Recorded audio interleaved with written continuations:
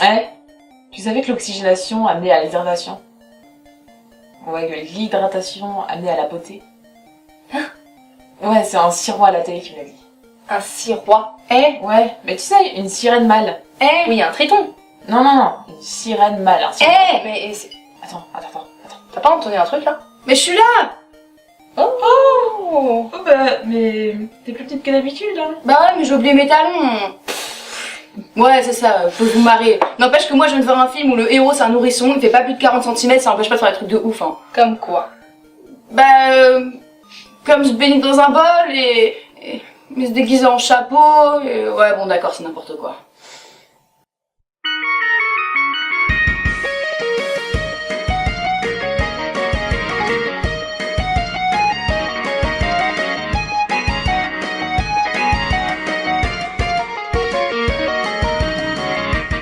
Kirikou et la sorcière est un film d'animation franco-belgeo-luxembourg, enfin bref c'est français quoi, réalisé par Michel Oslo et basé sur un conte de l'Afrique de l'Ouest. Ça raconte l'histoire... Non mais c'est bon, on connaît tous Kirikou. C'est genre le film qu'on a vu 40 fois quand on était en primaire. Ouais, j'avoue, même les profs étaient super fans. J'ai encore le dessin que ma maîtresse en CE1 nous a obligés à faire. Ouais bon bah c'est comme ça, on se barre alors hein, ok? Merci d'avoir regardé la revue, la prochaine, abonnez-vous à la chaîne. Salut, allez on se voit la semaine prochaine, hein. Kirikou n'est pas grand, mais il est vaillant. Oh, les trois glandeuses là! Vous revenez ici, et cette putain de vidéo, vous allez la finir! Pigé? Hein? Ces actrices, elles ont toujours fait une chromie, j'en ai marre. Je continue du coup? Mais continuez quoi? T'as une foutue glandeuse!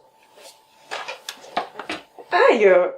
Le film commence par la venue au monde de Kirikou. Et la mère n'est pas du tout étonnée de voir son bébé lui parler depuis son ventre. Commence bien ce film. On n'est pas là depuis 30 secondes et c'est déjà du what the fuck.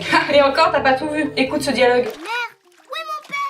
Il est allé combattre Karaba la sorcière et elle l'a mangé. Où sont les frères de mon père? Ils sont allés combattre Karaba la sorcière et elle les a mangés. Mère, où sont les frères de ma mère? Ils sont allés combattre Karaba la sorcière et elle les a mangés. Seul le plus jeune est resté. Sur la route des flamboyants, allant combattre Karaba la sorcière. Merde, qu'est-ce que j'ai fait mon portable? Il est parti combattre Karaba la sorcière. Elle l'a mangé. Il est passé où mon cœur de lion? Il est parti combattre Karaba la sorcière. Et elle l'a mangé. Seul le chavroux est resté. Où est-il? Sur la route des flamboyants, il est parti combattre Karaba la sorcière.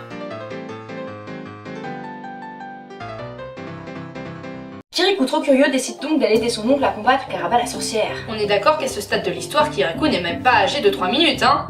Il n'y a pas eu d'ellipse temporelle ou je sais pas quoi. Il est peut-être un petit, mais son cœur est là. C'est une métaphore. Kirikou rejoint donc son oncle sur la route des flamboyants. Waouh, c'est beau! Et il tente de lui expliquer qui il est. Bonjour, mon oncle. Je suis Kirikou, ton neveu. Tu n'es pas mon neveu. Je viens de quitter ma sœur qui n'avait pas encore accouché. Ah voilà enfin le seul personnage sensé du film. Il est traité comme quelqu'un d'antipathique, pas vrai? Oui. Être sain d'esprit, c'est tellement surfait. Bon bref, Kirikou cherche un moyen pour aller voir Karaba et son oncle sans se faire remarquer. Il court donc piquer son chapeau au vieux du village. Mais c'est classe les vieux. Et il arrive enfin devant la case de Karaba. Tremblez des joies, tremblez des foi, car voici. Waouh, la classe! Rien à dire, c'est parfait. Si Beyoncé était une méchante sorcière dans un film d'animation franco-belge-luxembourgeois, bah c'est comme ça qu'elle ferait son entrée. Donc quand Karaba voit l'oncle, elle ordonne à ses fétiches de l'attaquer.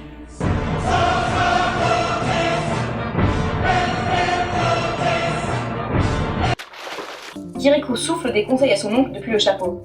Mais Karaba l'entend. Non, tout est foutu! Dans un film logique, ça aurait été le cas. Mais non, là, tout ce que Karaba trouve à dire, c'est... Pourquoi t'appelle-t-il oncle? C'est un chapeau poli. Bon, mais de toute façon, il faut une fixette, ce chapeau. Regarde, l'oncle et Kirikou viennent de regagner le village, et c'est tout ce qui intéresse les villageois. Mais c'est mon chapeau. Le principal, c'est que j'ai retrouvé mon chapeau. Donnez le chapeau. Chapeau. Chapeau. Chapeau. Chapeau.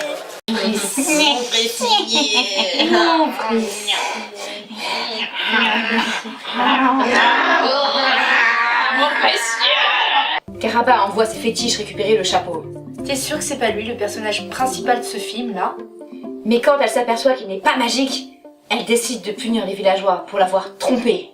Le chapeau n'est pas magique.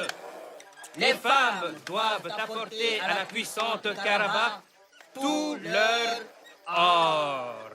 Malheur si vous gardez une seule pépite. Malheur si vous gardez une seule pépite. Malheur à vous, si vous avez gardé une seule pépite. Qu'est-ce qui se passe si vous gardez une seule pépite? Malheur. Les femmes du village, accompagnées de Kirikou qui voulait absolument revoir Caraba, se rendent chez elle pour leur donner leur or. Et Kirikou ne peut pas s'empêcher de se faire remarquer en lui posant cette fameuse question. Sorcière, pourquoi es-tu méchante? Il attise donc la colère de Caraba, et à cause de ça, les villageois commencent à le rejeter. Ouais, comme dans la vraie vie en fait. Quand t'es trop curieux et que t'essayes de chercher un peu plus loin que le bout de ton nez, t'es rejeté. Les fétiches inspectent le village pour s'assurer que les femmes ont bien donné tout leur or. Mais la Mama Cliché n'a pas obéi et les fétiches font donc cramer sa case. De le regard complètement stoïque de la mère de Kirikou. Sérieux, mais quel psycho! Some men just want to watch the world burn. Après ça, la vie suit son cours au village. Kirikou essaie de se faire des amis auprès des autres enfants, mais comme ils sont tous débiles, c'est pas facile. Il doit constamment les protéger des pièges de Caraba qui aimeraient bien les enlever à leurs parents. C'est un arbre qui pousse dans la terre. Et à chaque fois que Kirikou réussit à sauver leur miche, il est récompensé par cette fameuse chanson. Kirikou n'est pas grand, mais il est vaillant, mais il est vaillant. C'est quand même bizarre comment il pense. Kirikou nous libère, malgré la sorcière. Kirikou nous libère. Mais Kirikou ne s'arrête pas là. Bien déterminé à sauver son village, il entreprend la lourde tâche de trouver la raison pour laquelle leur source ne produit plus d'eau. D'où il s'est fait mal là? Il s'est cogné les cheveux. Mais non. Zen. Je demande un ralenti. Ah, tu vois, il s'est cogné les cheveux. Et ouais.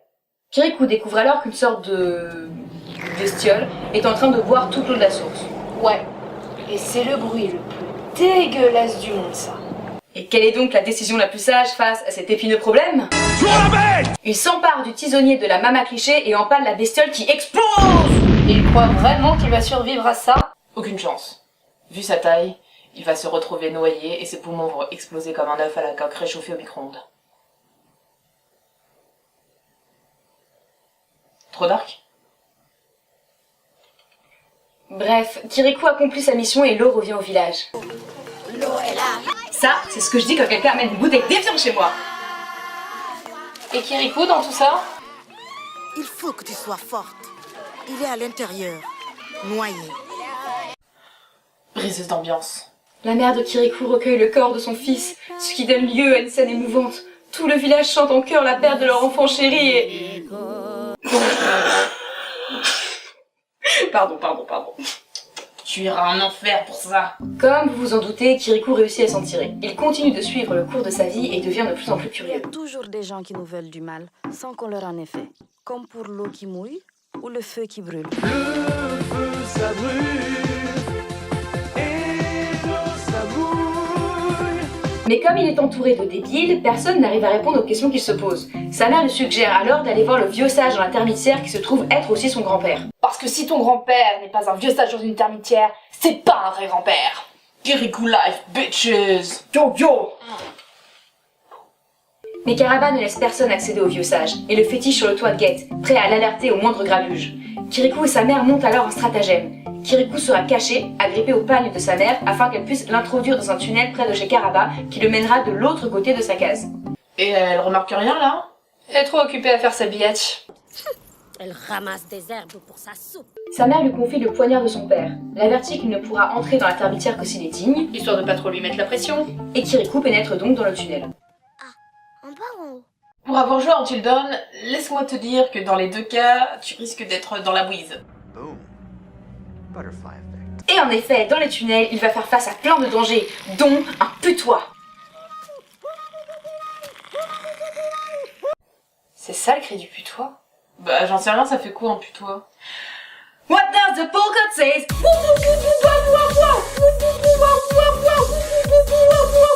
What does the polka say? Je reste quand même persuadée que c'est pas ça le cri du putois. Une fois sorti du tunnel, il tombe sur des écureuils. Qu'ils sont mignons. Pardon, ils sont mignons. Coco, excuse-moi de te ramener sur Terre, mais tu fais 40 cm. Et quand tu fais 40 cm et que tu tombes sur des écureuils, il risque plutôt de se passer ça. Jupiter, protège-moi. On peut se calmer sur les références à la nuit au musée? Jamais. En même temps, il y a une référence pour tout dans ces films. J'approuve. Comme dans Supernatural. J'approuve pas. Les écureuils aident Kirikou à se faire un costume pour traverser la montagne sans se faire repérer par le fétiche sur le toit. Ah, si seulement le cosplay pouvait être aussi facile. Il réussit tant bien que mal à atteindre l'autre versant de la montagne. Il se croit enfin hors de danger, mais... C'est fou comme tu peux tout rendre menaçant avec cette musique. Il arrive à grimper sur le dos du sanglier et il se met à la recherche de la grande termitière. Bien entendu, il est assez digne pour y rentrer. Et il y est même accueilli comme un roi.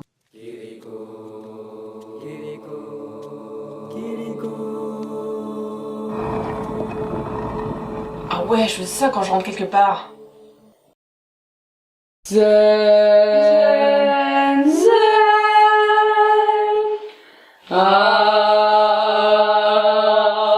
Le vieux sage attend sagement. Kirikou peut ainsi lui poser toutes ses questions et surtout enfin savoir pourquoi Caraba la sorcière est méchante. Parce qu'on lui a enfoncé dans la colonne vertébrale une épine empoisonnée. Kirikou reste encore un peu avec son grand-père et lui jure qu'il retirera l'épine empoisonnée du dos de Caraba pour la guérir. Mélodrome! Ils rebroussent alors chemin, tranquille, pépère, sans prendre aucune précaution, et bien sûr le fétiche sur le toit le repère. Caraba, qui comprend qu'il est sous terre dans un tunnel, lui envoie son serpent.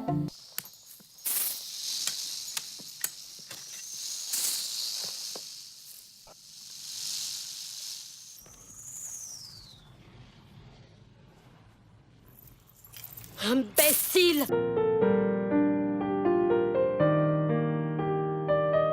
Bon, Kirikou réussit à faire sortir Caraba de sa case. Il lui arrache l'épine du dos et Caraba redevient gentille. Mais attention, gentille veut pas dire débile. Elle a gardé tout son caractère. Je ne veux épouser personne. Sorcière ou non, une chose ne change pas. Je ne serai la servante de personne. Elle embrasse Kirikou qui grandit tout d'un coup et devient un homme.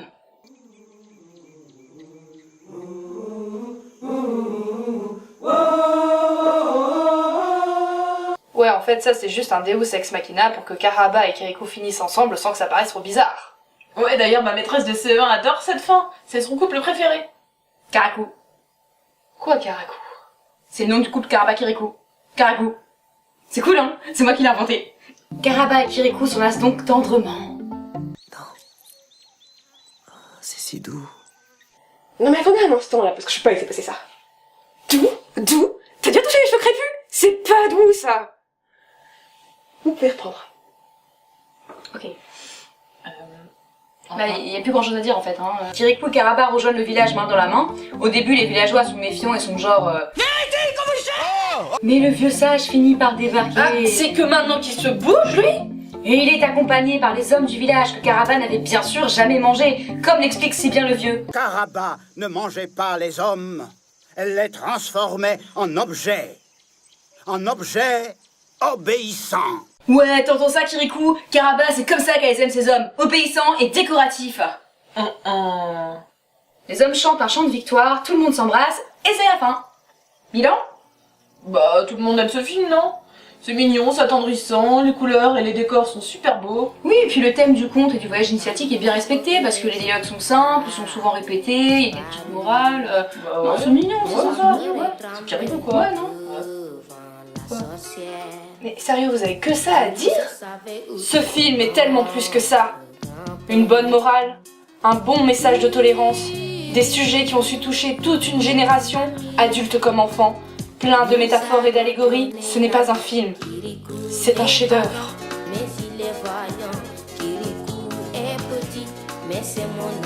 On danse? On danse.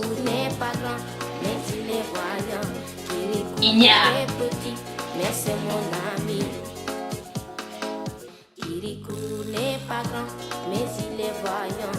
Kirikou est petit, mais c'est mon ami. Very simple.